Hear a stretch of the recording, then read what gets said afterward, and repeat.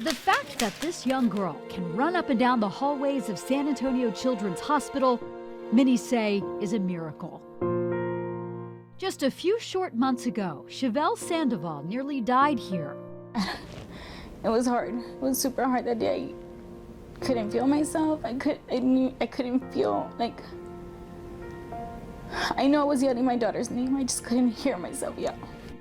The day was December 5th. Chevelle, who suffers from a genetic form of epilepsy, collapsed into a seizure at home, and then several more times on her way to the hospital. They had to perform CPR on her.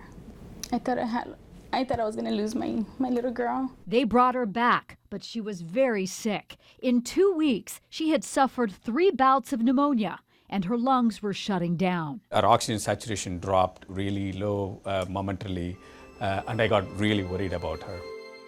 They were losing Chevelle, and they had tried everything except one particular machine.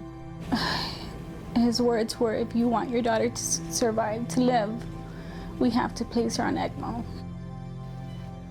The ECMO is a heart-lung machine, a machine that takes the place of your heart and lungs, and in Chevelle's case, a last resort. So it's essentially taking all the blood out of her body. Yeah. And Oxygenating it, taking the carbon dioxide out, and then putting it back in her body. right. The goal, let the machine do all the work and allow her lungs to heal. With fingers crossed, they hooked her up and prayed for a Christmas miracle.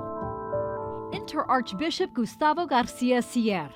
He just happened to be touring the hospital one night and heard about Chevelle. He stopped by her room and performed an emergency baptism.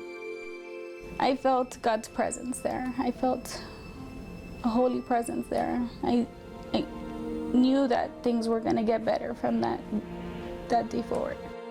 And they were. Within days, Chevelle's lungs made a remarkable recovery.